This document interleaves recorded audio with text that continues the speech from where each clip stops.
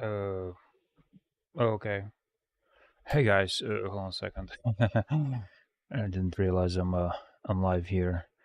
You got me off in the wrong spot.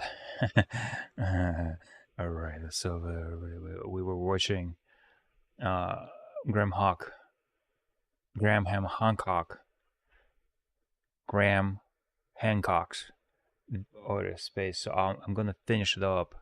We're almost done. There's like 7 minutes So left. constantly built on top of earlier pyramids, just as we've been discussing. Wow, so interesting. So that's the recreation. Yeah. Space. So, Yeah, so, that's right. Wow. so this And is the always pyramid The amount of dirt that with a somewhere in big South church, But the church, America. but the church is not nearly as impressive as the They pyramid. put That's hilarious. They put their bullshit structure on top of something that's insane. Yeah, they built the It's insane. church. And that's what it looks like. It just looks like a hill. It does. And the ancient name for it was man-made mountain. Was one of the things it was But known there's quite a few of those in Mexico, right? You bet. Mexico is another fascinating culture. We've hardly had the opportunity to talk about it today, but there's just so much. And if I were to focus on a particular area of Mexico that needs further investigation, I would say the Olmec civilization around La Venta, Villahermosa, and right up as far as Chichen Itza. That whole area of the Yucatan is just absolutely fascinating. And the features of the Olmecs are so unique. That's what's interesting. Very They look unique. very African. What the Olmec sculptures show is So cool looking too. Like a serious motherfucker with his hat on. yeah, they show. So exactly. So wait. So this is the this picture. Can I go back 5-15 seconds? That's what's interesting. They look very African. What the Yeah, Olmec yeah, sculptures African. show Hold on, hold on. So cool looking too. Like a serious motherfucker with his hat on. Yeah, they show. Come on. Is this? I'll pause right here. So yes, there's another theory about Egypt. Is that basically the Egyptians were the ancient builders that built the pyramids and all that stuff, and they traveled to South America, and they actually were the bearers of technology to the South America, Latin America, and all that stuff. They were the actual sailors from Egypt. They traveled across the South America down through Peru, Chile, and then they actually traveled to Japan, Australia, and I think they ended in Australia. No, I think in Japan somewhere they landed. Anyways, and the argument is that the reason why we got all these heads and bearded men and these flat faces because the Mexicans and Latin, not Mexicans, let's just call them South Americans. They basically saw these type of people for the first time. And then they were building their sculptures off them, and that's why there's a bearded man for the first time and all that things. And it kind of fits that the technology of the ancient Egyptians was very advanced, and they were actually the first sailors. They developed the centimeters. Like there's a whole video by this French scientist, archaeologist or amateur archaeologist, who basically trying to promote this idea. And there is some archaeological evidence, like this one. Why is there's like an African man, right, depicted in Mexico or let's say in Peru or somewhere, right? That is one of the reasons that may be the case. People. It's fascinating that they show faces that we would definitely regard as African faces today, or perhaps Polynesian faces. Yeah, maybe. Right, but exactly. Faces are also shown there. Look at that one. Wow. There's a piece, I don't know if you can find it, Jamie, but there's a sculpture that they call the. Well, of course, if they're gonna do one face, they'll be doing their own faces and everything. So why wouldn't they? No. The Walker. There he is. Where is Ancient Inquirers, Olmec sculpture in La Venta Museum. It's in the bottom row, second from left. That one. Yeah. What happened to me? Oh. Look at that individual. That's All another right. ethnic group that seems to be represented. Right. Right. It looks like he's got a beard. He's got a beard for sure. And he's got some crazy hat on that looks like it has a tail on it. Yeah, and some glyphs around it. And the oldest representation And of I'm the feathered back. serpent as Sorry about that. Quetzalcoatl, The camera as was looking Quetzalcoatl elsewhere. means, that is also found amongst the Olmec sculptures of La Venta. So much to dig into there. And what's the mainstream archaeologist explanation for the Olmecs? What do they think? They see them correctly as a predecessor culture to the Maya. The famous Mayan calendar was an Olmec calendar. Really? The Maya. Yeah, the Maya inherited it, derived it from the Olmecs. Olmec means rubber people. It's what the Aztecs used to call them because they lived in an area that produced rubber. But we don't know what they call themselves. Rubber trees. Yeah. Rubber. What was their use of rubber back then? How did they use it? It's another thing. That's It's another interesting. discovery of the New World, an original plant tree of the New World, which came to benefit the whole world. Rubber originally comes from the Amazon, rubber trees, but it found its way up into Mexico as well. What was it used for? I don't know. Making rubber balls or other possibilities arise, but I'm not clear what it was used for. There's been no astounding. I never heard of a rubber. There was the other thing with the Olmecs was those enormous. Is this what spheres. this is? Rubber That's balls? Costa Rica. Oh, is it? Yeah, they actually look like uncompleted Olmec heads. They're in Costa Rica. They're huge megalithic spheres, and basically these Olmec heads are spherical, but they're carved with human features and ears and faces. I've often felt that there's a similarity between the stone spheres of Costa Rica and the Olmec heads. What did they attribute the stone spheres of Costa Rica Nobody to? knows. Nobody knows. Did they have a timeline that they think those were made? As I said, it's impossible to date stone, so any Right. timeline would be based on organic material found around them. So they just when did they first discover these Well, things? let's see what Wikipedia says. Huh. Go back to Wikipedia, huh? What does it say? 500 to 1500 CE. Yeah. Well, I would question that because it's not dating the objects themselves. The objects are also movable objects. You can roll a stone sphere. Organic material associated with them may not give you the accurate Are there date. quite a lot of these? I've been in a place where I saw about a dozen in one place. They're It's also only Costa Rica. It's only Costa Rica. Wow. Yeah. How strange. Yeah. I mean, what are they perfect spheres? God, they look good. Pretty much perfect. Yeah. They look amazing. Some of them bits are flaked off like that. There you can Right. see. But basically, we're looking. at Oh, perfect these spheres, guys. cut in, Wait, I thought they were rubbers. I thought they were stones. So it's a technological achievement in its own right. So there's some erosion that leads to imperfections, Yeah. but the original structure was perfect. Yeah. And is it painted too? Is that one painted, Jamie? That one next to your cursor? Yeah. Is I it think just it's a shadow? shadows, yeah. I've not seen a I painting. don't know. That looks painted. The shadow is coming from the sun is coming from the other way, so they have to be projecting a shadow onto it. No, these are shadows. Come It's on, a these are not flashlight. paintings. That's weird. Have you never seen one that's painted? I have before? not. No, I've only seen the plain stone spheres. I think I've seen that one. Yeah. And Well, there's also no- weathering, They're that right? big? Yeah. Oh my God. They're enormous. Do we know where they came from? Like what quarry? I don't know the answer to that question, Joe. I'm not sure if anybody It's does. just so interesting when they find these things. Because if we get wiped out, that's what's going to be left. Yeah. People are going to think, oh, the people who lived in 2023 made pyramids. They- Like legitimately. Yes, Legit, absolutely. oh, look, they left behind stone spheres. Like we really don't know. Absolutely. I mean, That's how it could be. That's how kooky it is. Yeah. That we might be attributing something to a civilization that existed 10,000 plus years after its actual construction. Yeah, perfectly possible to do that. Bro. And as I Yeah, said you have to earlier, also ask yourself you know, about Well, all 15 the tons. constructions Wow, under the ridiculous. sea, right? Oh yeah, the Las Vegas one. Pretty dope. It might disappear. That might be better. But that would definitely disappear. That's the problem. In a cataclysmic disaster, those spheres would remain. Yeah, they would remain. As with pyramids. As with the pyramids. Yeah. And it could easily get mixed up in time. If we Sure. went 20,000 years into the future, and some future archaeologist is looking at this, how do they disentangle? Oh, Hit yeah, that it's like microphone 2023 harder. pyramids. They probably would. It's perfectly What if they possible. didn't have the Rosetta Stone? You know, I'm really fascinated with AI's ability to interpret ancient languages and whether or not that could be applied to the Easter Island language. And I think that's amazing. Is there work Really being done on that cool. right now? Do we know? Not that I'm aware of. I know that there have been multiple attempts to decode the Easter Island script. They've all failed. But that's with humans. Maybe. Say again? That's with humans. Maybe we just give Yes, control exactly. to our Exactly. technological If, overlords. if AI is deployed, then maybe there's a hope that it can be done. Yeah. I asked you this before. I sometimes call it artificial stupidity, though. What was that? I'm not sure all AI. I'm not sure I love all AI. There's a lot of artificial intelligence involved in big social media like Facebook and so on and so forth. Sometimes they're pretty stupid. Well, I think artificial intelligence is just look. Fish are intelligent. They're intelligent enough to know what a lure is, and know some fish learn, and they can tell a fake, like a hook. Yeah. They can see things. Absolutely. They're not intelligent like a baby or like a monkey. And we know that crows are very intelligent. Very right? smart crows, yeah. There's a lot of like weird intelligence, and I think that artificial intelligence is much like that. Like we're seeing the emergence of this insanely intelligent life form, and we're seeing very crude versions of it initially. Yeah. And eventually, You're seeing it as a life form. I think it's a life form. How interesting. I think we're making a life form. I think we've been doing it for a long time. I think there's a bunch of factors that seem to be working in favor of this happening. One of them being materialism. I think materialism makes people want to buy the newest, latest, greatest stuff, which fuels innovation, especially technological innovation. And I think that if you look at humans from afar, and I've said this many times, so forgive me, but if you look at humans from afar, you don't have any understanding of us. Like, what do? They make better things every year. Yeah. Every year they make better things. Yeah. It seems to be like they have a bunch of other things that are going on, controlling resources and war, but that really seems to be about controlling of resources and money, and that seems to be involved in making better things. Yeah. And they're using these better things to have more control over the people. They're using these better things to have better warfare, more effective weapons, and all these things kind of lead to The big money goes into that kind of thing, yeah. right, and they lead to the emergence of an artificial being. Just I think that as our biology fails and people are looking for new alternatives to bad eyesight and all sorts of other things that are wrong with us, I mean, you have an artificial hip, right? I have two artificial hips. Yeah, I wouldn't be walking for I'm that. to see that, like you're becoming a robot. Jesus Like, and Christ. slowly but surely, Yes. we'll all agree that, you know what, this whole being attached to being a biological life form is fraught with peril. There's all sorts of problems with ego and anger and sadness and lust and greed, and we could eliminate all those. Wouldn't the world be a better place? Well, what better way to eliminate all those than assimilation? Yeah. So if artificial intelligence were really intelligent and it were a being, the next thing it would do would be get rid of us. I don't think it would get rid of us. I think it would acquire us. Acquire us. Yeah, Use think, us. Yeah, it would. Deploy Well, we us. made it, and so I think our only alternative would be to merge with it. That's the only way we're going to survive. Yeah. Because I think the crudeness of the biological model that we exist in, like the crudeness of our physical bodies, Yeah. is so difficult to escape. It's so ancient. It's like this code is the same code that it was Australopithecus, and it was like all these like animals were living in savage environments, and we have all these built-in human reward systems. They're so problematic, and these are the things that are exploited by social media and by so many of the problems that we talked about. However, the argument for biology is that it are able to adapt to external environment, while if we go with a synthetic type of body, we're only gonna program it or engineer it or to adapt to certain things. So it is also possible that it will have other weaknesses. Obviously, still be better than what we got. It just may not have the same adaptability that we possess right now. Even though our own adaptability takes a lot of time. So perhaps in the far future, whatever the synthetic options we're going to have is going to be way better than what we got now. About earlier. It's exploited by leaders, exploited by, and I think that if we do create a sentient artificial intelligence, the only hope that we have to survive is to become one with it, or pull the plug. Yeah. Or a nuclear war kills only half. I mean, of us. in Start again. a sense, already we are artifacts of our own technology Yes. in lots and lots of ways. And cyborgs in a sense. And We're all cyborgs. I'm certainly a cyborg with Yeah. two replaced hips and a Yeah. fused L5 disc. You know, I'm definitely a cyborg. And a cell phone in your pocket. I have Yeah. resisted cell phones. Have you really? Santa, my wife, has the cell phone. Good for you. The little typing thing, I can't do it. I just can't do it.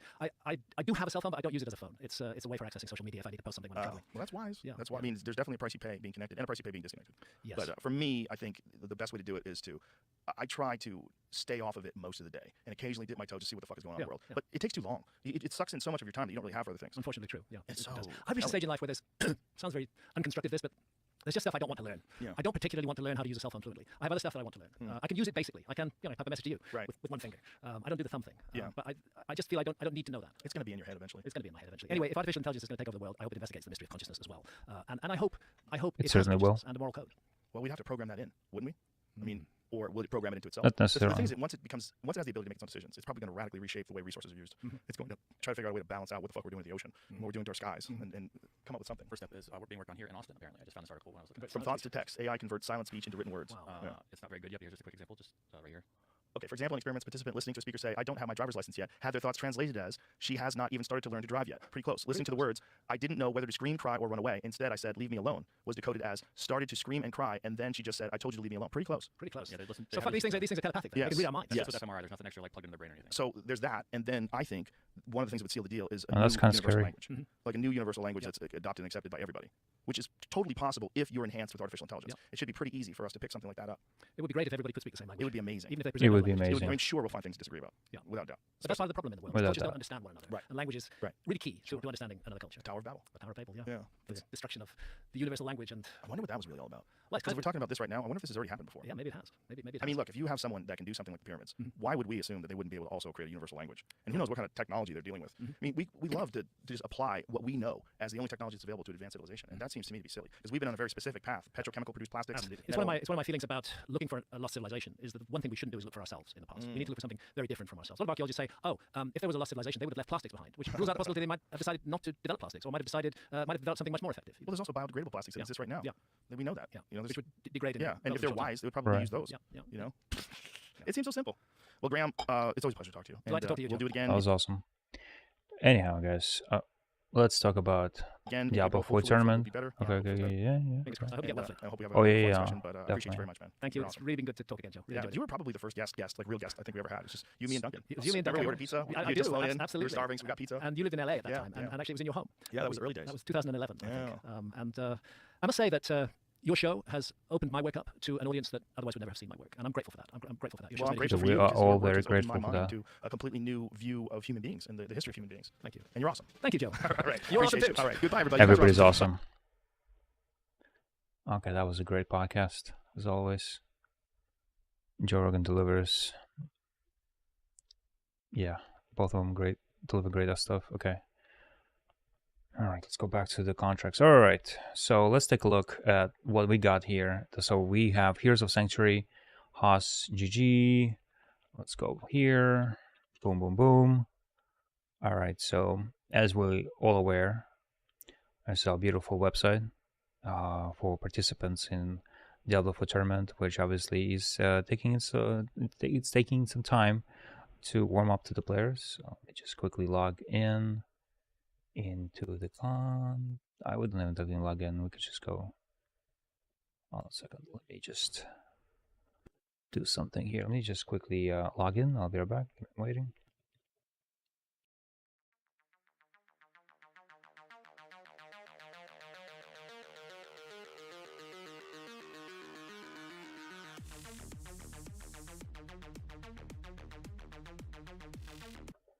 See, that was easy, right? Okay, cool. So we're logged in. This is where, well, you get an error because I got no Ethereum in there. But anyhow, we got 3 already tickets registered for the tournament. This doesn't mean for every season, but in this particular instance, we got 3 seasons. So let's go to our Etherscan and let's dive into the contract real quick. So it's actually very straightforward.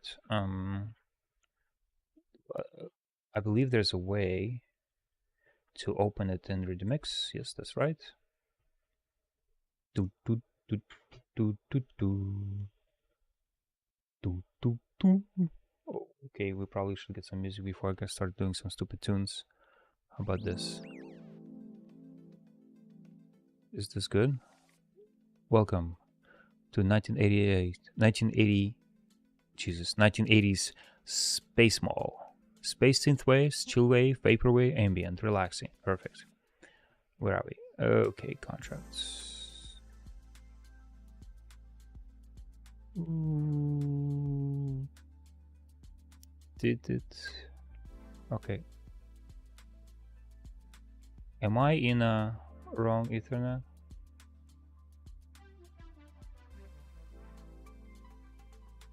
What the hell? Oh, by the way, this is not a contract for Punix. It's another project of mine where I'm trying to build a new IP for like a different world of Netheros. It's a fascinating story that I developed. I can check it out. I can show you real quick. Netheros. .com. No, not Netheros. What I'm talking about. Netheros, my bad. Phoenix.com. Jesus Christ, it's been a while. Alright, so we're kind of diverting, but since that thing came up, so this is a world of Netheros.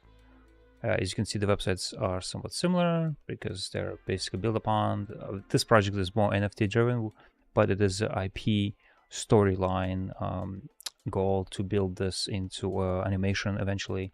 So it's just a story about, let's see, Glory, Store. I think it's a story about Darkbane and the world of Arcanum and Netheros. It's just, yeah, it's a story about Balthazar Darkbane and his journey and adventures, meeting people and creating a band called Punix. And it's a crazy world called Netheros. They basically effectively, this world exists in the black hole. But anyhow, I mean, you can listen to it. So not this one. We can go to, was it on lore? And, oh, right. So I think I have a bug here. All right. So in the beginning, there was only dark. So it basically allows you to listen to the, so if you scroll down, it will basically start to dialogue, narrate the, basically the text, and in the beginning, there was only death and darkness, yes. A boundless void that enveloped everything. Out of this darkness, a spark of light emerged, its brilliance piercing the shadows and giving birth to life.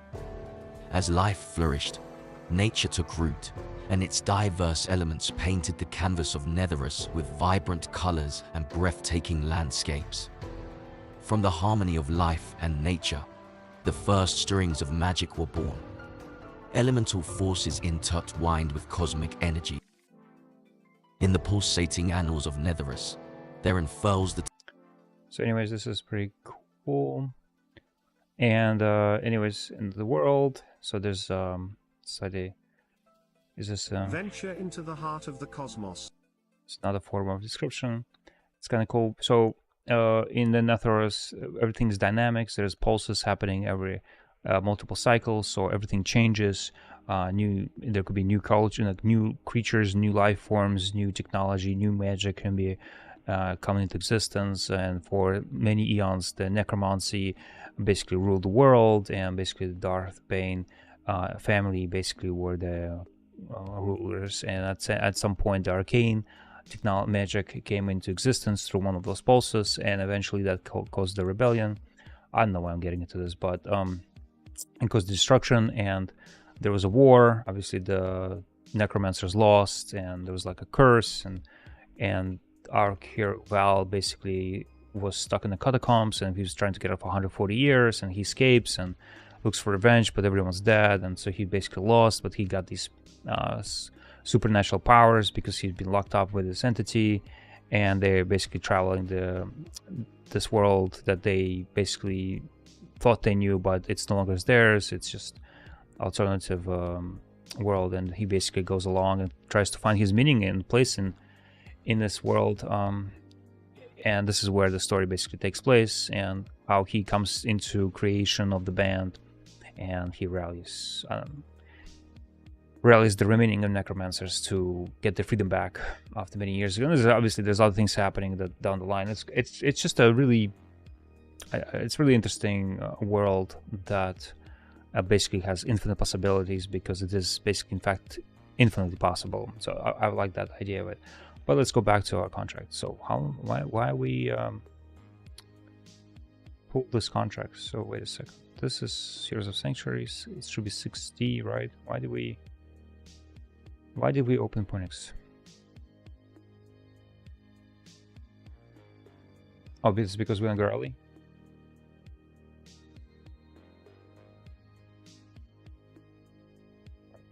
Oh, wait a minute. Was the, It says Gorelli. Why is it a sample? One second, guys. Oh yeah. Okay, here we go. Right. Cool. There we go. So basically, it's kind of built upon the ARS 7221 query, ownable strings. I tried to make it as I basically, this is my I guess second contract, but I wasn't trying to make it super complicated because the way this structures, and also I was not doing it like I would say full time. I had other obligations, as most people usually don't. Most people don't. But anyhow, so all right. So here we go. In this, we define the variables. I try to comment as much as possible. My code is not ideal. It was complaining about something. Yes, I think we definitely do. I don't know how to change the compiler. There's a compiler here somewhere.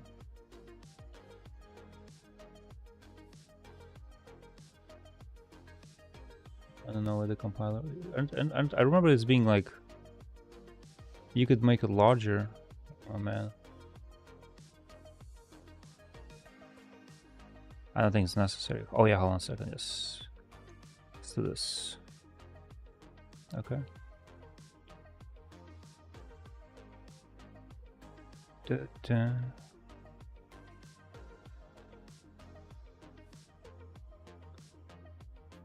Oh boy. 20, was it 19? I think it's complaining because I'm not passing. Oh, is it 19? Oh, yeah, 819. Yeah, exactly. Okay, cool. So cool. So these are basic variables, mappings. Constructor is basically straightforward. It doesn't really. All it does is just basically defines our token for NFTs, our tickets. There's a whole bunch of events that we register and receive, that we can receive money for the contract. So our modifiers, because I would like to, let's say a third party want to donate a gift basically to our players, so I want them to be able to send us money. All right, so let's say a partnership or anything this way, so this will be a record of our transaction. Sorry, just want to check something out. Okay, cool. And so we got basic min compliance. It has to be more than 0. We have to have money present transactions. You have to have money in it. So let's dive into mint. So what happens when you purchase a ticket, right, on the website? So here we are. You're about to book and register. So what happens is, so here we go. We're saying if the contract is not paused, it's basically when the contract is paused only effectively when I launch it, so I make sure everything's ready just for launching purposes. Then we need to make sure if the contract is basically not locked, meaning the season is not ended, or the player is already in it. So when it's locked and the player is in it, so he can register. So now when we have our contract locked, we're going to adjust. So when the basically snapshot occurs, we lock the season, so there's no new players. And this enables basically more calmer tournament happening in the overall during OCG. And so this happens when somebody else comes in, they basically buy the next season tickets, not the current one. So this way it gives them ability to purchase new things. And I also know, so once they purchase, and you can see they register, and then we assign what the registers of the season to the actual user, so that he's now part of that season. And so we check if that player's in it or not, so we add them or not. So if we don't find them, then we add the wallet address to the season's snapshot. So and then we add the value of mint to the contract. We add the pool of purchases of all the tickets into specific season balance. So when we actually do the calculations, so we'll know how much every season obtained through purchasing of tickets. So then we can do the difference between the balance of the contract, so we know how much to distribute per particular seasons. So let's say there's a other season, we can know, and then we can divide, we can subtract, we can know how much other capital came from either gifts or perhaps through third-party marketplaces. Okay, and then we basically send them in. Regular info address in case this occurs, we don't want to use it. We'll start with token URI, basic stuff. We basically override it and just assign it. We already know this one's basically straightforward. So set max supply. Technically, so the max supply is infinite, but it is 20,000. So the reason is I want to have an ability for, I don't know how the tournament may take over. Maybe there will be more players, maybe less. So I don't want to be able to be restricted in the limit of the tickets. So, but there will be a time where we'll figure out a way to just make people vote with their access tickets to say, hey, we want to lock down the max supply, and this is when this occurs. So as long as the supply is not maxed, this is what happens. So that once we lock it, nobody can set the new maximum supply. So I can always adjust it, and so that we can continue to issue my tickets if it's necessary.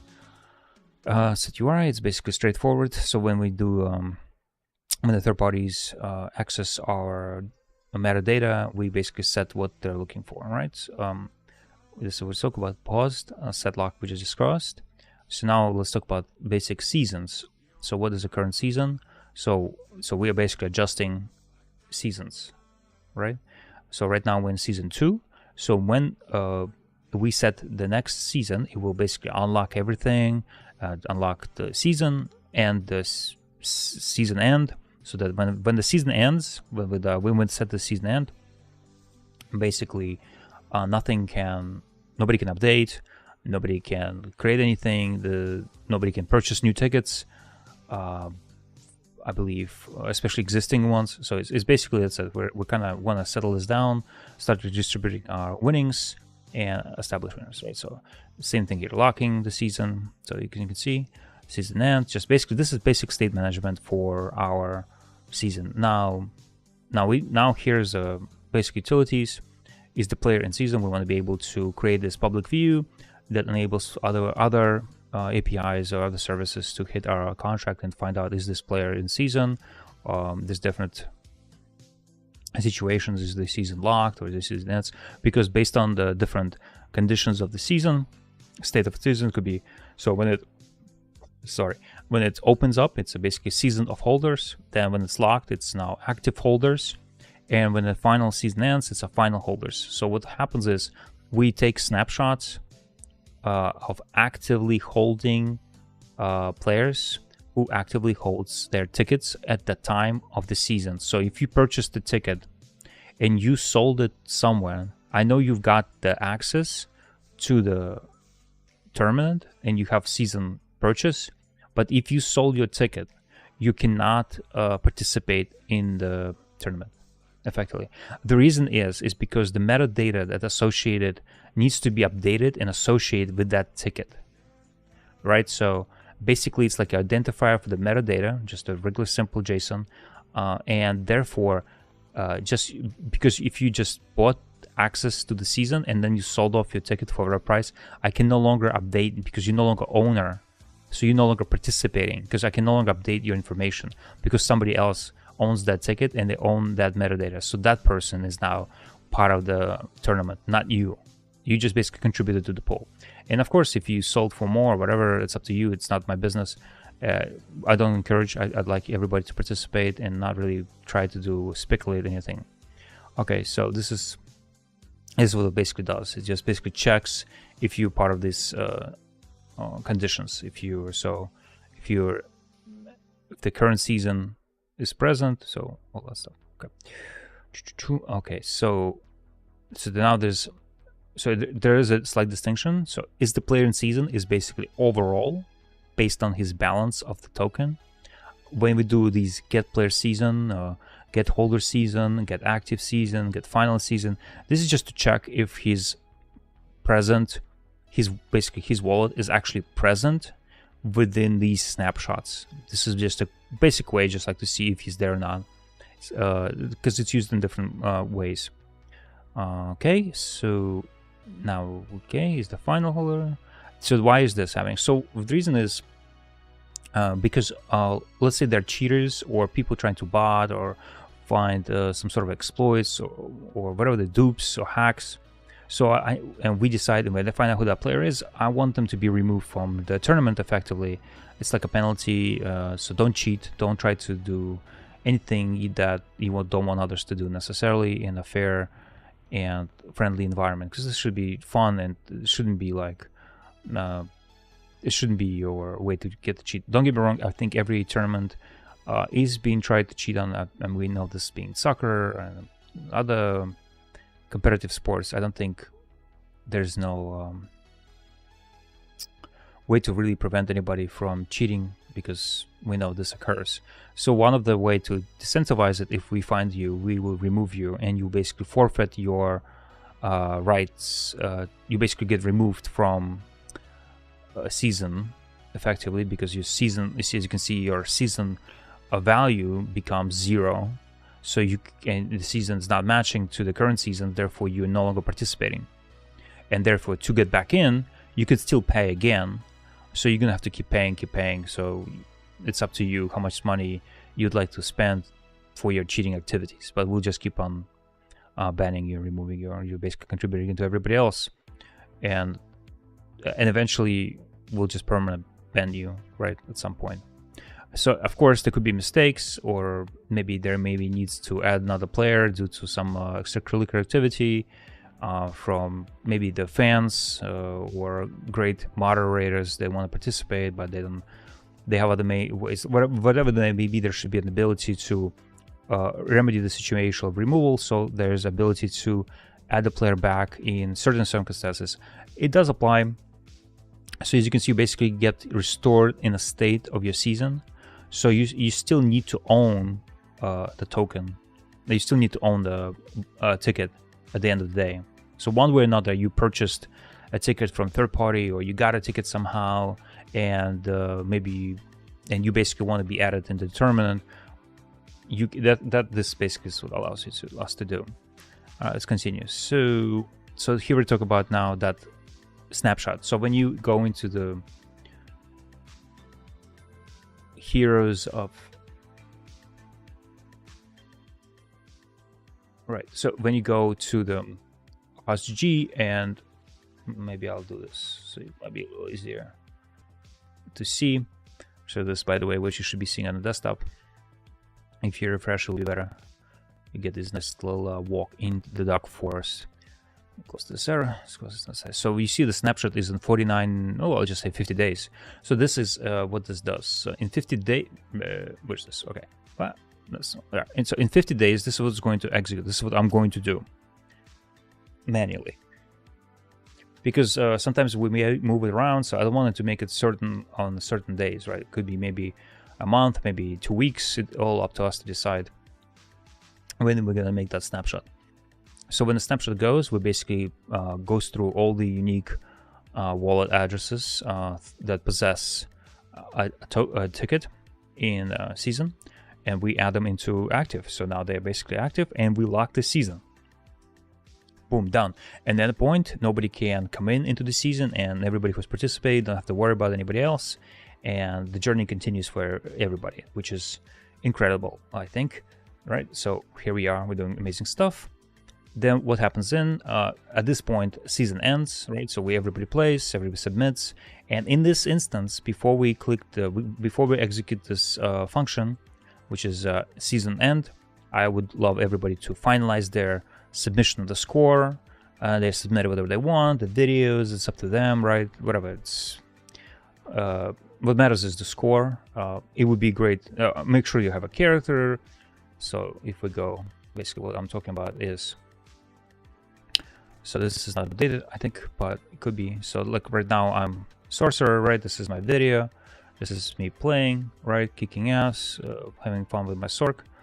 and you can see my stats. This is my stats. This is my gear, attributes, and jewelry and weapons. This is my straw. So this information is submitted in account. You'll see something like this. Very basic information. Is this latest? No, this is not free. I think I'm already like 55, I believe. So this needs to be updated. So this is my SORC. I got all this information here. So once everything is final, I'm happy to do this. And when the season will end, you won't be able to update. Right now you can. So I think I do this. So I'll just show you. So let's see. I think I'm like 53. At least I'm definitely 53 level. So I'll take this. We're updating live. Okay. So if you go on tournament and see SORC, my score went up because it's based on the level a little bit. All right, it's really simple. Okay. Right. So we got 2 players in normal. Okay, we go back. So once the season ends, we again parse through all our active holders to make sure they actually have a balance of our tickets, and then we push them into the final holders, and this is basically it. At that point, the season ends. No more submissions, no more anything. You cannot update, and now we go through the process of identifying who are the top 3 winners on every category, and we go from there. So what else is there? So obviously get the balance for a season. So this is how we determine the value full price for the season based just on the ticket submission. So how do we pay for the season? So we're using a feed from Link. Basically we calculate the math of the Ethereum's price. I think everybody knows that. So if you already paid for a season, you don't need to pay again. You're basically booked, unless for other circumstances you are not, right? So this is where the 0 comes in. So if you're not matching the current season, then you probably need to pay again. Okay, so here it's really simple. If you pay, you pushed into the snapshot, so it starts over again. So that's what I'm saying. So as you can see, this season snapshot, you can only start paying into season before the snapshot occurs. So as long as the snapshot is open and it did not occur, anybody can technically come in, pay in, everything's great. But as soon as the season is locked, that's it. No more new players. You cannot get yourself into the season. You're done. So technically, we still have 50 days for anybody to come in and to participate in this awesome legendary tournament. Nobody cares about, but they should. All right. Moving on. Where were we? Here we are. And of course, we got the balance. So your seasonal. So you got the minting process. You're purchasing of the ticket and paying directly for the season because you might have purchased your ticket from secondary markets, right? This is just a calculation on price. As you can see, price. So this is we identified the latest value of Ethereum. We set the address. This is all just for the links. Now here we determine. So here we can dynamically change the price of a season's ticket. So initially it was indicated for $50, but for the second season we turn it down to $20. So now $20 a ticket. Right, so I think it's pretty good as a start, and we'll go from there. So, but it can be changed dynamically at any time. There's no restrictions on this, I believe. It just cannot be 0, less than 0, or 0. So again, this is just another calculation based on the fee. So once the season is ended, we know everybody locked in, everybody submitted all the information. We have players. So now we're going to basically determine. So me, the host, your favorite host of this awesome tournament, House GG. So we receive 3%. Right now the base is 3% per commission, and it can only go up to 30%. So no more than 30%. The commission can be taken from the price pool. I think because I don't know what future possibility, but it cannot be more than 30%. I think. If anything more than 30% at this point, what's the point that we're doing, right? My idea is always to create this system where we basically pulling our capital among the players so we can distribute it among the winners and participants. I think that is the best, and not trying to reward the managers. And there should be, of course, a small fee of 3%. Of course, could be even lower based on our situation. It could be higher because maybe there'll be advertising expense, or maybe we need to book someplace, or we need to hire someone. So these are the reasons. So here's the interesting one. So we are setting the record of your metadata. So as the season ends, right, and you submitted all the information, we identify who the winners are.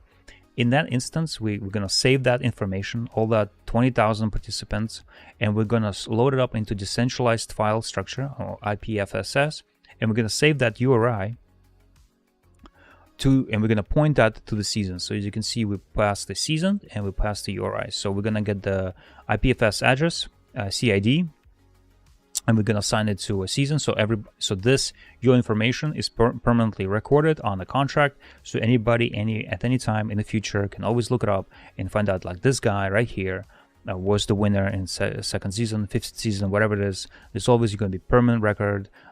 So that even if I stop maintaining this or whatever, there's always going to be that legendary record keeping. Okay, so this one is really just basic. So I want to be able to have some sort of a simple key value, kind of like official, like URI, official something, like let's say I want to say this contract possess official home pages, SGG. Maybe I want to say who owns this contract, like owners, like Agincorp, like just in general. Like I want to be able to maybe, let's say, who are the founders, maybe who are the officers, like just a key map, key value structure for us to play around with and find out who is what, right? So just really simple. Now let me show you the last piece, which is just as important, and that is, looking for it, sorry, is this it? Okay, right. So basically winners. So how is the winners determined? By the way, here's the owner's commission, and this is the start of the season, which was current 1, now it's 2. Okay, so we obviously got a bunch of events. As you can see, event for the winners, normal, hardcore, and teams. Every normal hardcore has a new team has a first, second, and third place. Everything's based on the 50, 30, 20 rule. So first place 50, second 30, and the third one is 20%. Okay, so how do we? So this is just mapping. So how do we assign our winners and everything? So there's just a bunch of more mapping going on. Okay, here we go. So all right, really straightforward. So set class winner normal. We apply season. It's a string class, so this could be pretty much anything. If that means if Blizzard decides to add an expansion pack and there's going to be another wonderful vampire class that we all kind of were surprised with, it's not going to affect us. We don't have to write a new contract for this. This is going to be in it. And then we set the addresses of the first 3 winners. Then we assign it. We apply it to who's the active winner season based on the class, and then we emit all that information. Then we can now get all the class winners by class. So we submit the season and class, and it gives us a return of the 3 winners. And then we can get every normal winner, because as you can imagine, we basically submit all arrays of classes in a string.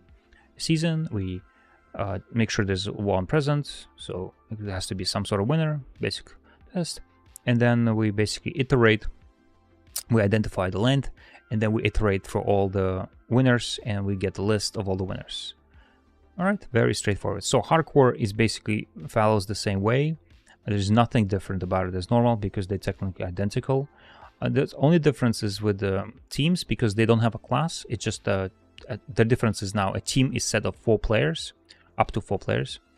So we have 3 winners, and 3 winners, and have this struct of team, and struct of team has is expecting basically an array of 4 addresses. So, and then we apply these assignments to them. Now we get winners, and in this return, so we basically pass the season number, and it gives you a struct team. We can come back to it, but it will return structs of winners.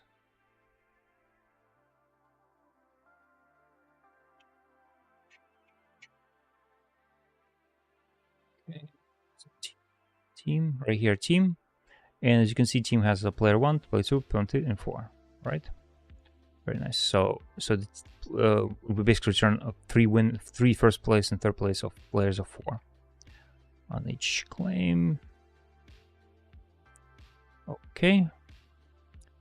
So hold on a second. We weren't here. We were right. So now we need to check if this little functions, this set and get, determine for set basically checks if, so we set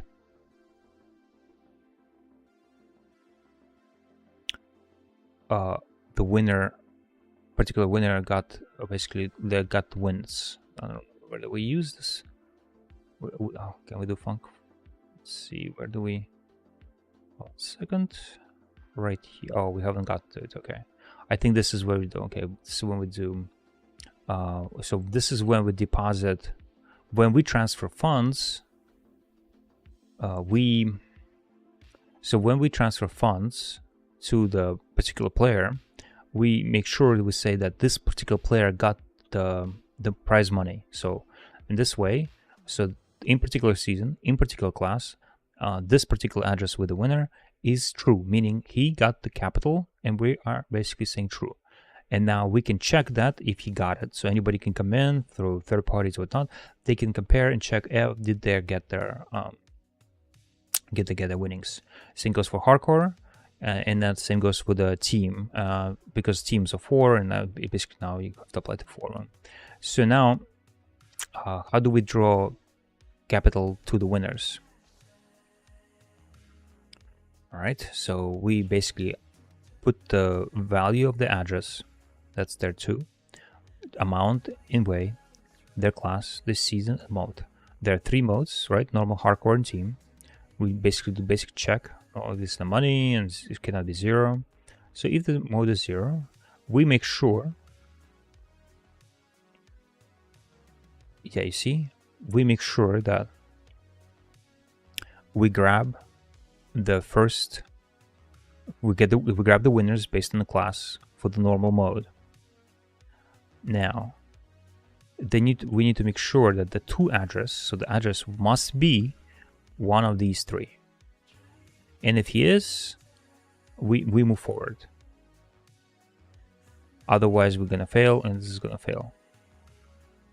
And if it's success, we send it. Then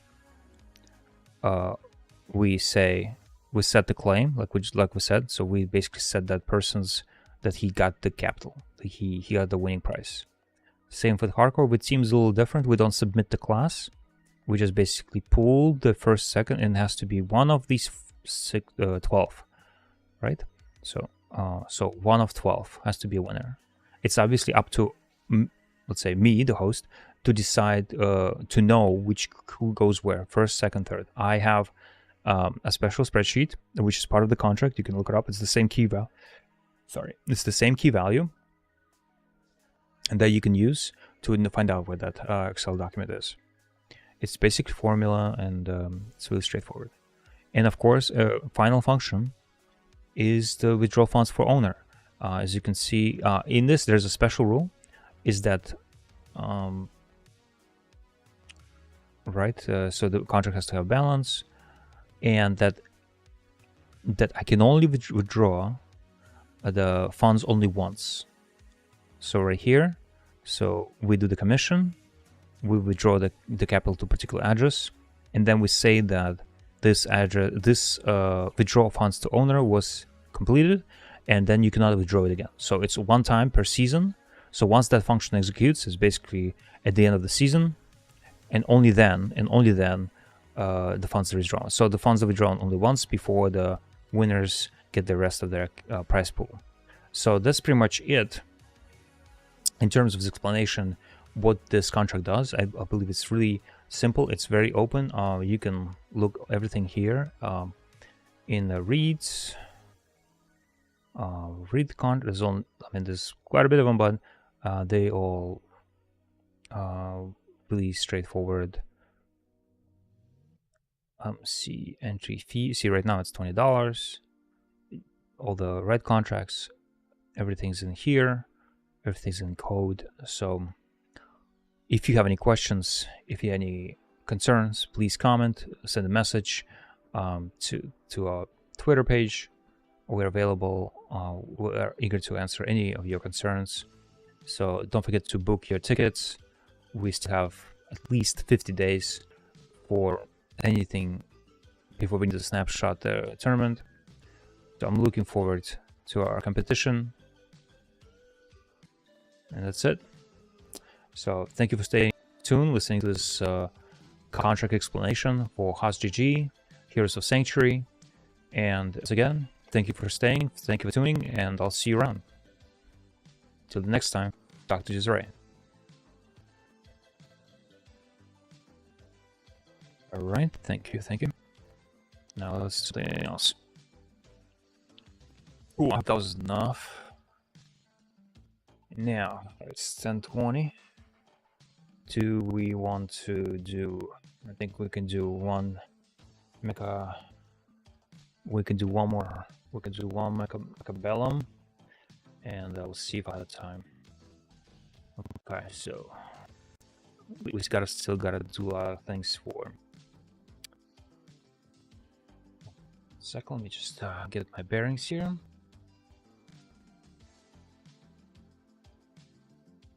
That's cool. It's not what I want to watch. Okay.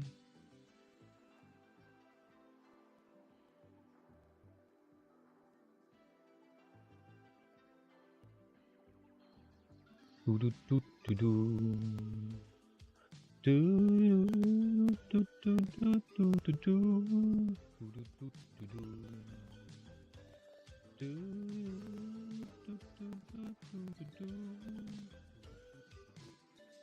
All right, cool. Mechabellum. We're gonna do one round.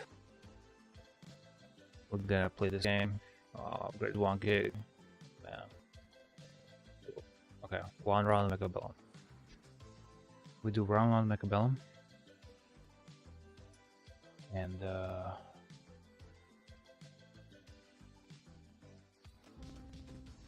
we'll go from there. Okay. So we're gonna try to explore. So welcome to Mechabellum Run. So we're gonna try again with dynamic, unexpected gameplay. We are not gonna try to do the obvious. We're gonna do some sort of a different strategies. We're not gonna try to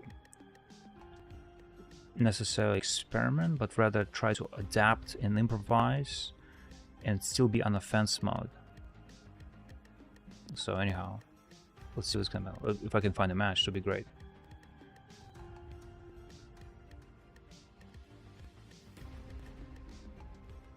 Ooh, this is gonna be a good battle. Oh, this map. All right, so a soup pirate. God, we got a soup pirate. This is some soup pirate. Okay.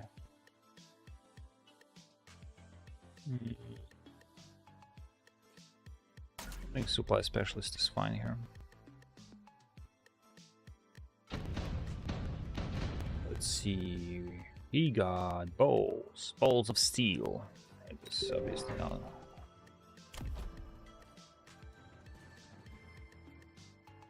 Steel. Right.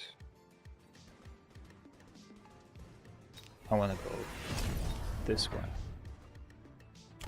So in this instance, we gotta overwhelm them. Left side, flank.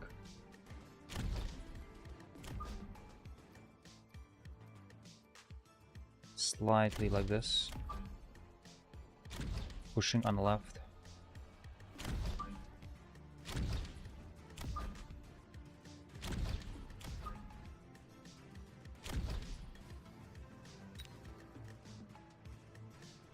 Defending left. Okay. Let's go. Okay, he went normal. He went normal.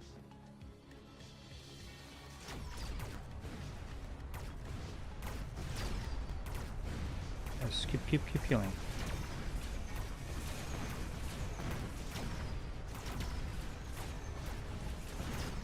We're definitely gonna need a range. Gonna need a massive range on our phoenixes. He got a lot of these arc lights. What do you think we should do? See, he has a 4500. I'm supposed to win the first round. Okay. Laser or the ground threat? Laser. Getting laser is nice. So 100, 300. If I do 300, it's gonna be 350. 350.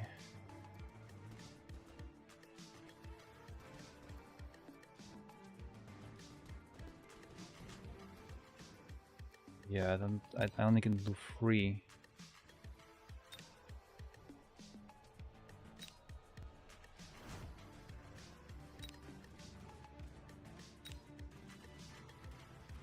Let's do it. I have an idea.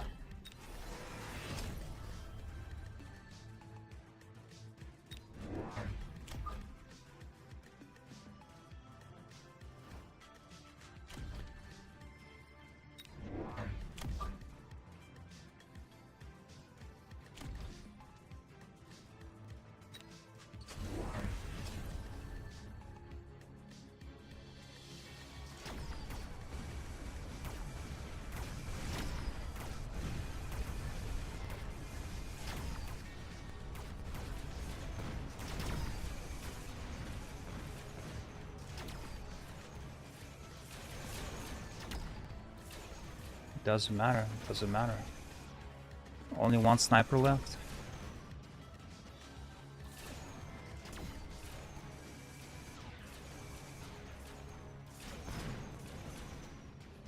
Ah, it's still gonna hurt. Okay, okay.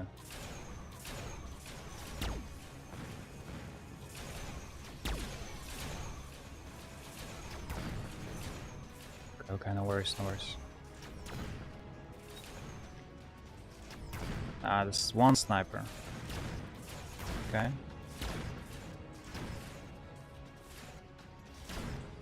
That's not good now, right? Okay, gotta keep that sniper busy now. Is that he got the sniper with range, right.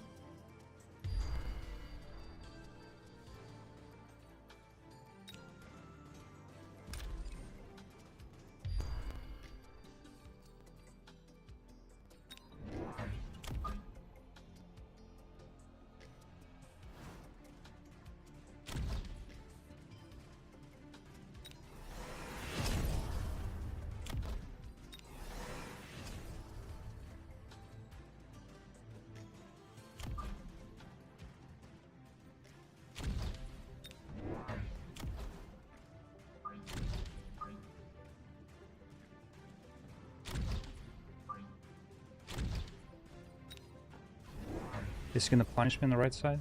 No.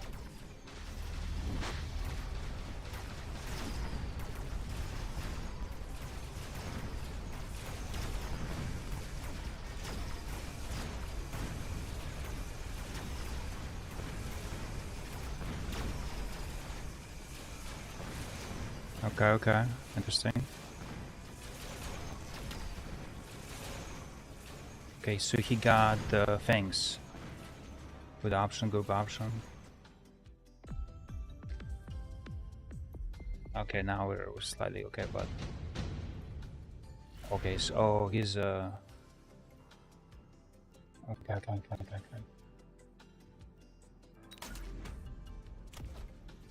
Target range. Right now.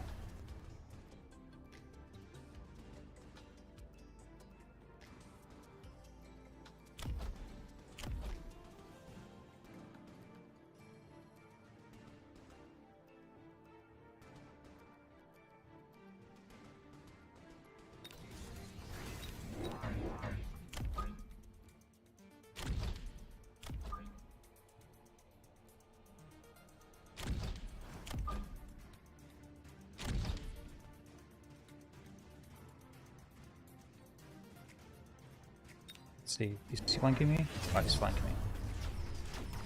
Alright, alright. I was worried about that. It's okay. It's okay.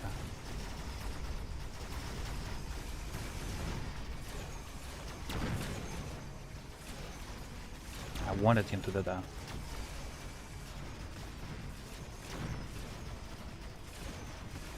Oops.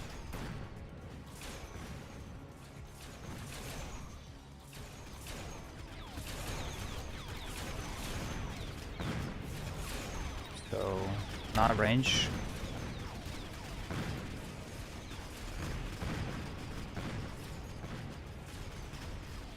Okay.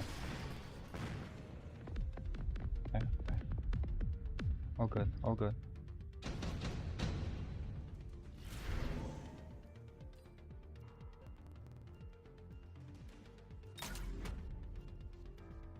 Does he have a... Okay.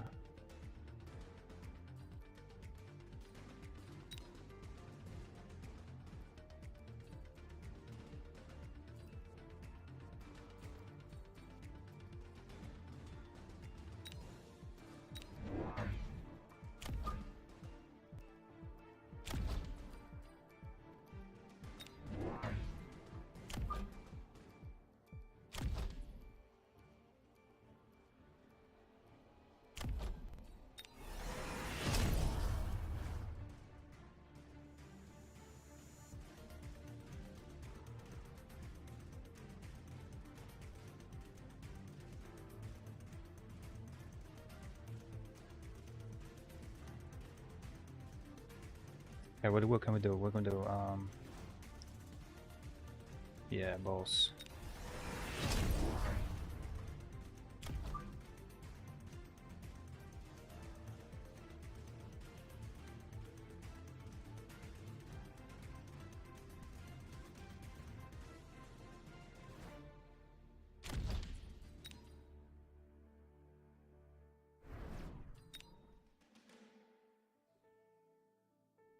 Just in case.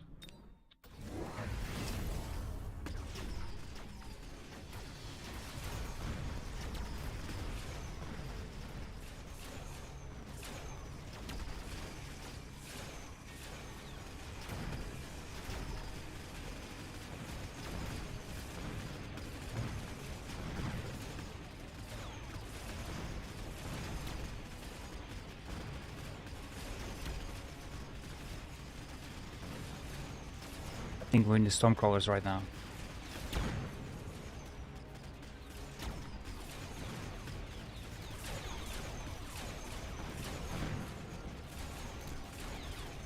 Okay, he's gonna win. Did he upgrade the... yes, he upgraded the Mustangs. Okay, so... Okay. Did he upgrade the... No. Level 2 lost to level 1? Okay.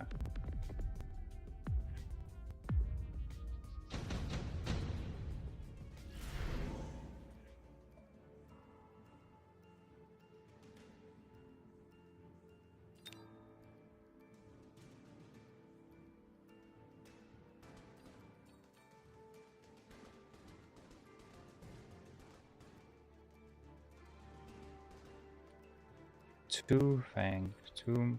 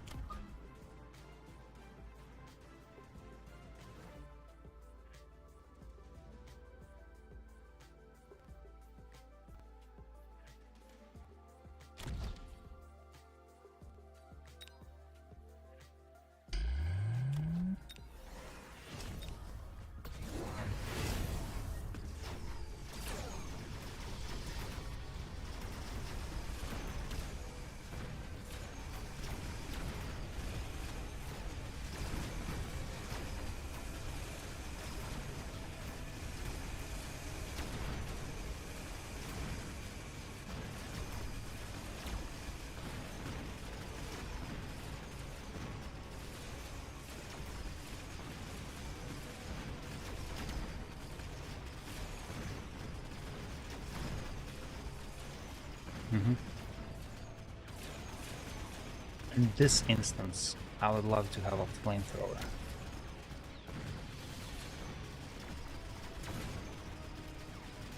It's okay. Wait, wait. Oh boy, this is not looking good. Oh, that's not good. So this is my last match here.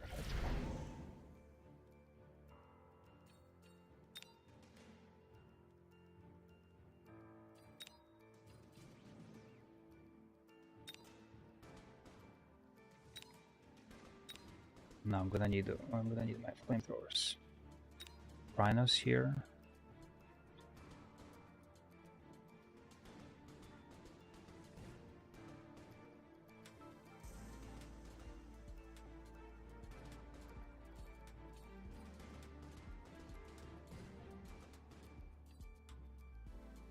Okay. Rhinos. Flame.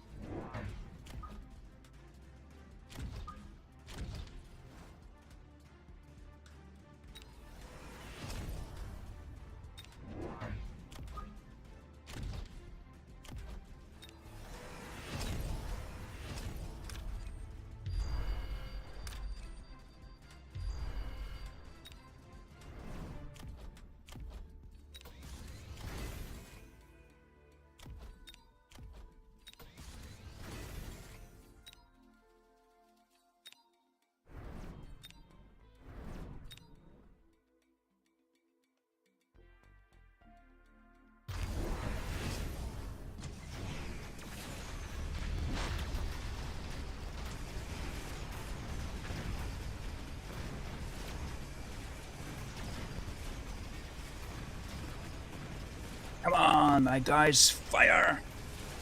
Flank him! Don't believe in obvious, no orthodox strategy. Oh no. No, he survived. Bullshit. It's okay, it's okay, it's okay, it's okay. Sucks. Level 2. Ignore. Come on, come on, come on, snipers. Finish him, finish him, finish him, finish him. It's okay, it's okay, it's okay. God damn it.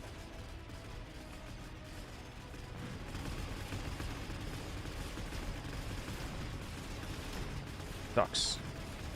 Will that be enough? No. No, we still got a chance. Alright, alright, alright. Look at speed.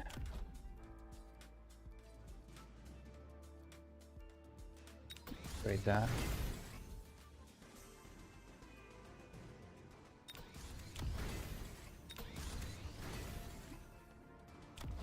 Oh, he got the life in there.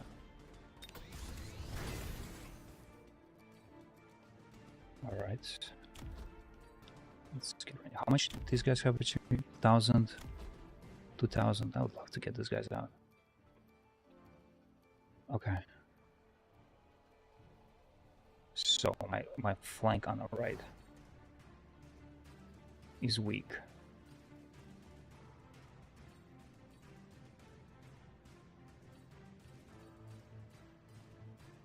Nice.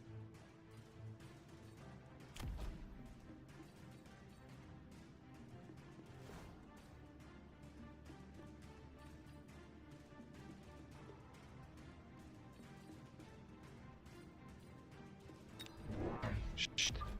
Got me on this flank.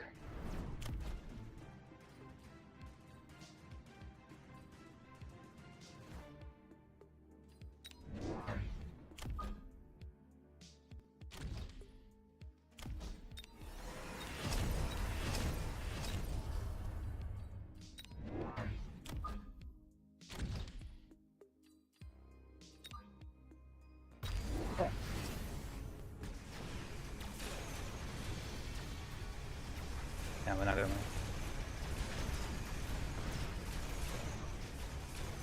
Yes.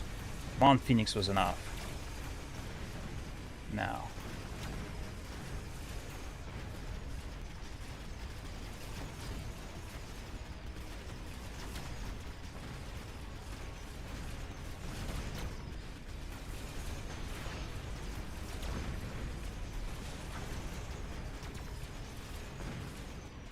Burn. Burn. The fire of darkness overcomes this. Ah. Flame throwers. Alright, I need to think this because he's still alive.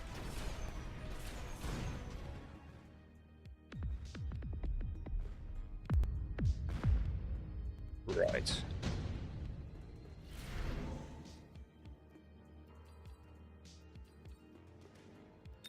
Oh, this is so good. Okay.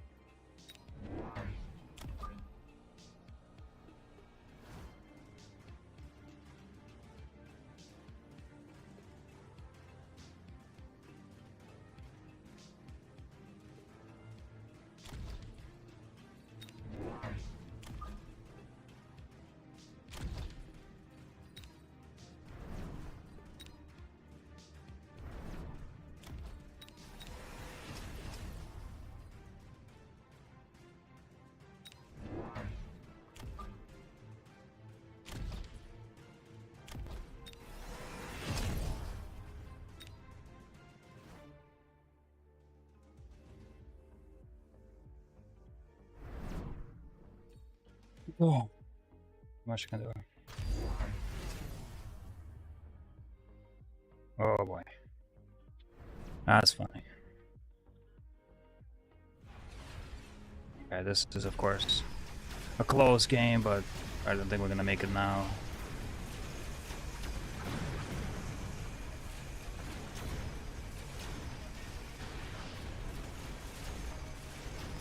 Responded well. You gotta repair on those things, yeah. That's it. Oh, and he came through. Well played.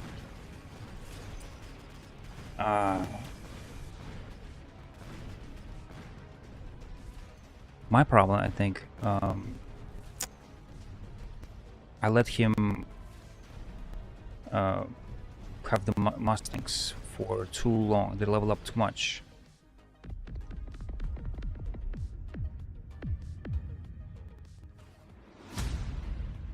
I'll just gotta do this one.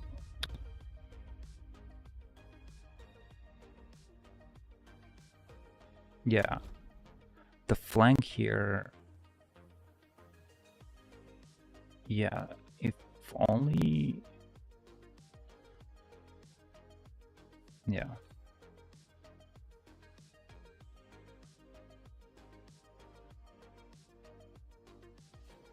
So close. Close battle. Oh, we gotta do one more, man. This was amazing. I barely lost anything.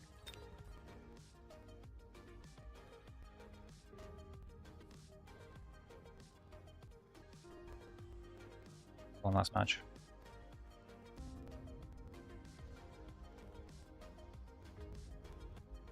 It was a bitter victory for him.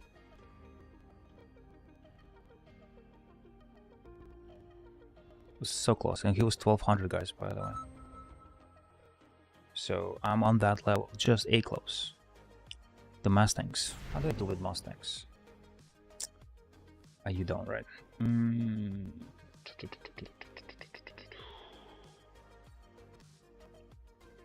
Giants.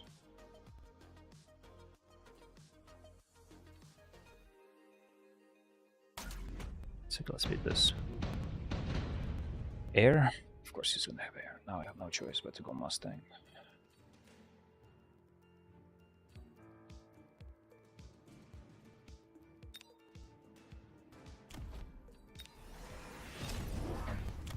Okay, he's gonna go. So these guys are gonna go fast. So let's not keep him waiting. I don't know how he's gonna do. What is he going to do? And where he's gonna attack.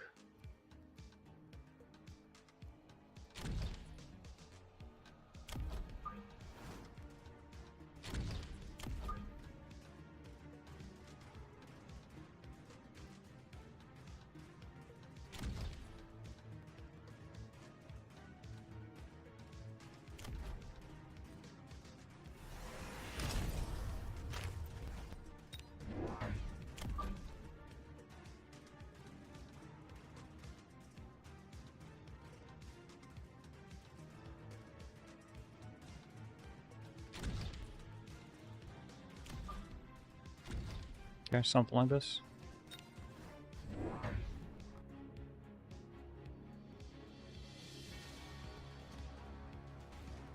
I might still lose.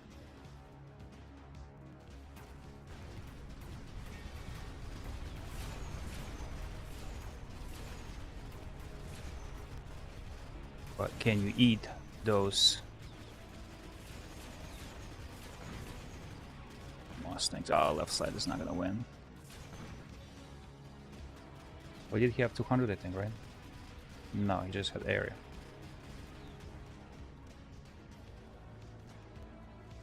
Dun, dun, dun.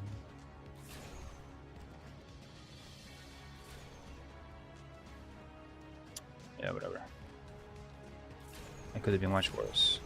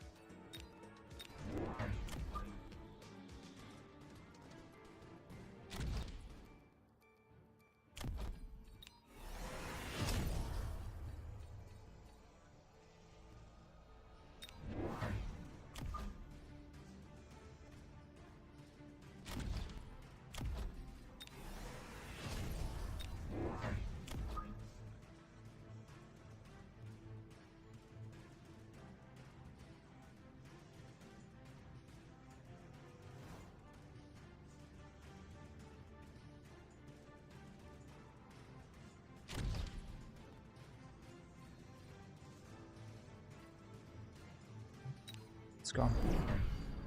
Oh boy. Okay. That's gonna hurt.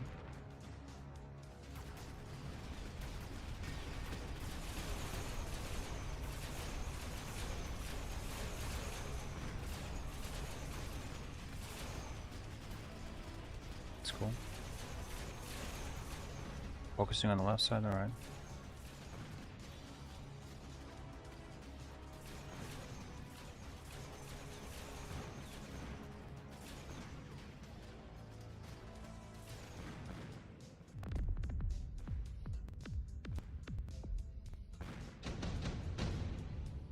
It's cool, bro. It's cool.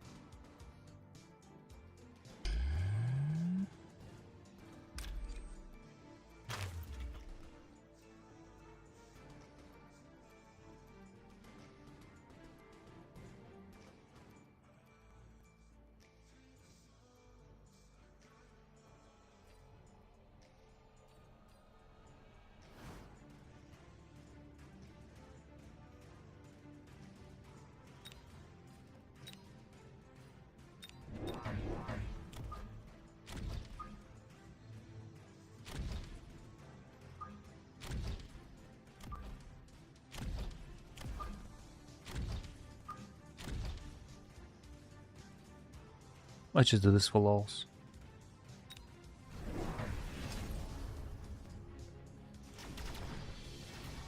That's cool.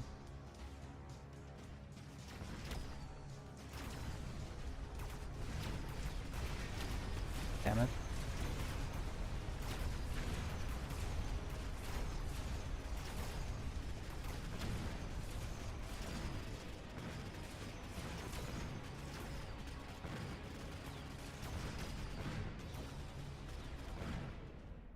No, at least we got this. Guy who really likes his bombs. I can do that too.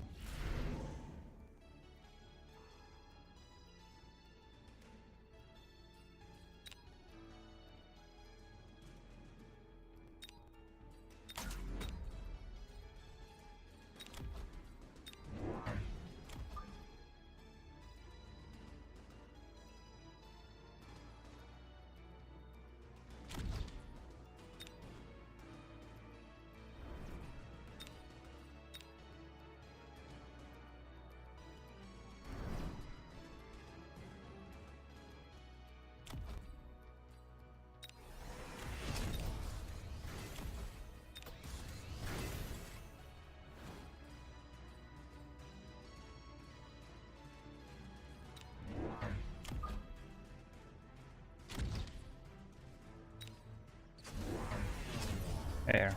Okay.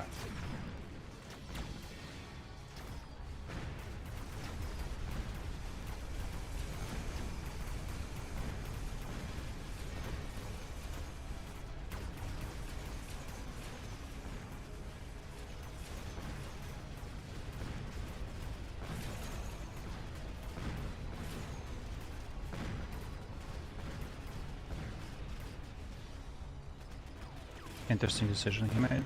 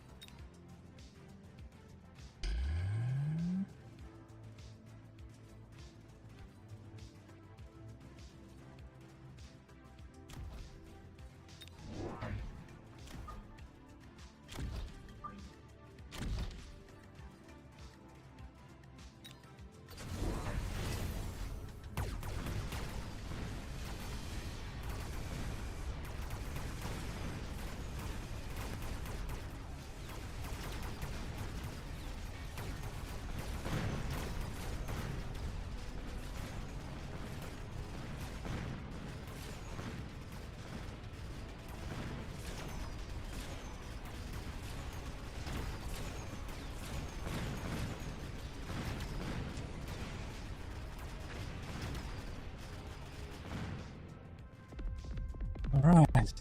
He's really going heavy on the... Okay, no problem.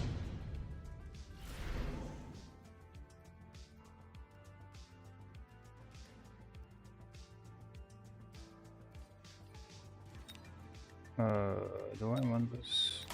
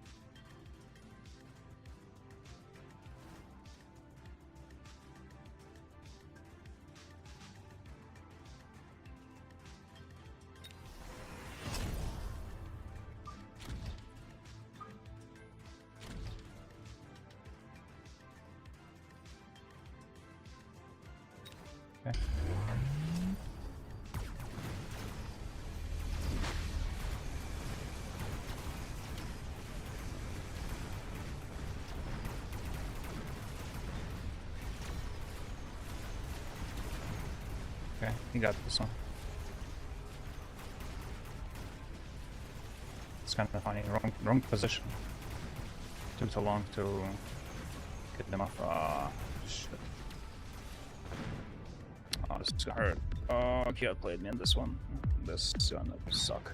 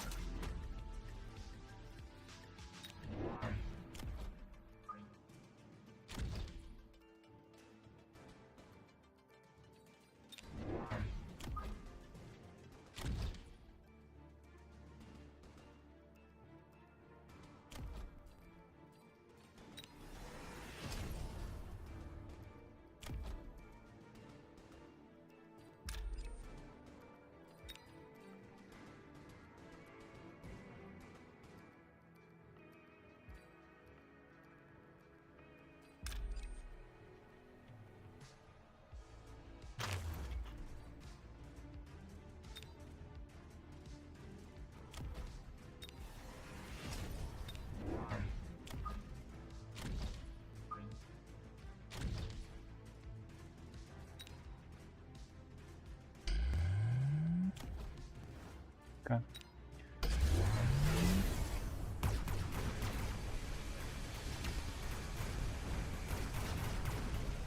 Oh yeah, look at that.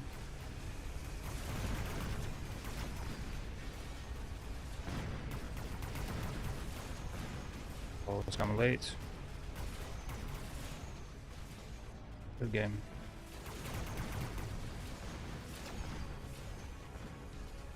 Oh, there's hope. Still hope.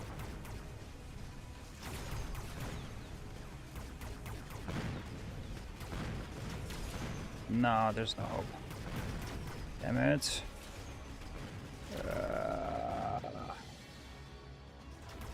Yeah, I noticed this over little boats, man. Oh, no chance. At least we're gonna still be alive. Oh. Oh. Boom.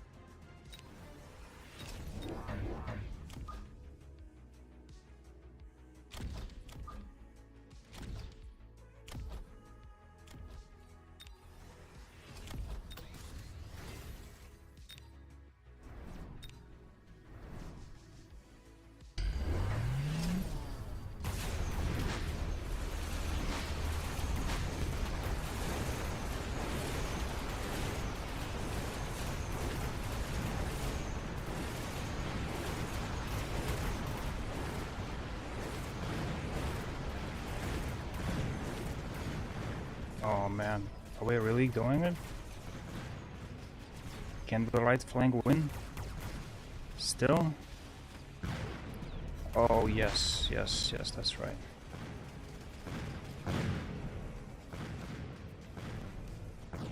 You and you little fighters, still not close game, it's still a close game.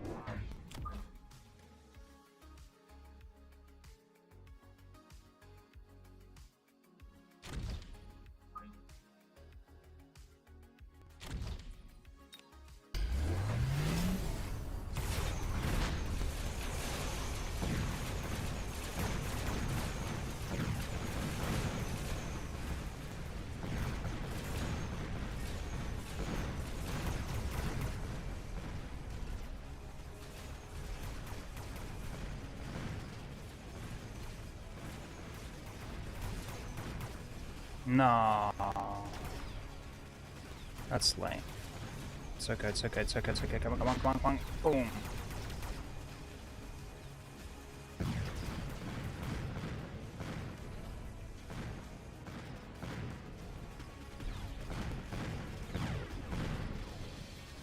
My crawler's in the left flank.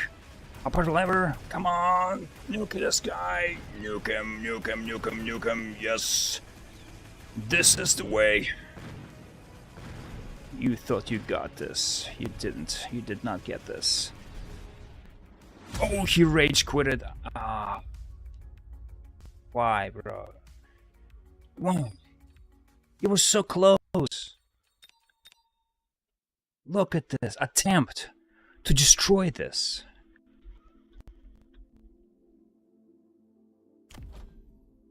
Yeah, you see mass. What did he? Okay, so he basically mass crawlers, and then he went boats with a heavy Vulcan. Dude, man, I didn't even bother carrying melting points. So like, no, this is gonna be good. But he did not look to his crawlers. Oh man, this was tight battle.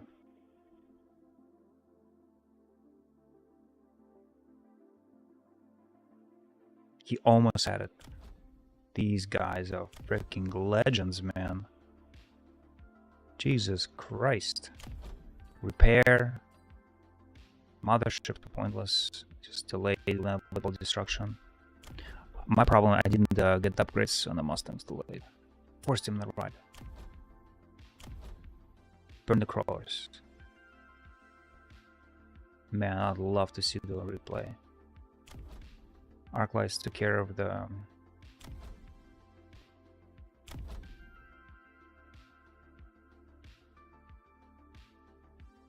He went really strong on the right side. Look, just like think about it. 2 Phoenixes, 1 Mustang. Oof. Defending the horde with Wasp. I don't know why he was. I mean, they just a decoy. Nice, so close. This intense battle is over. So.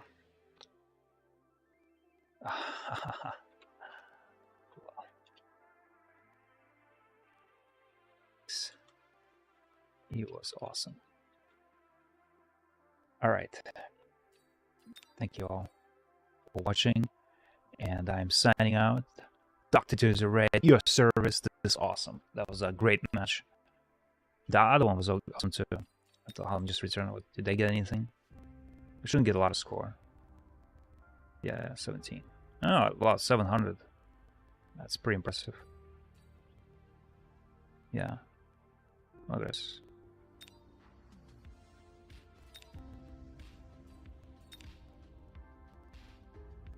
Yeah, 76, unbelievable.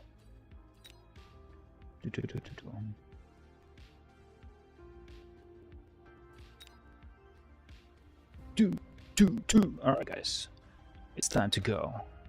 It's time to go back.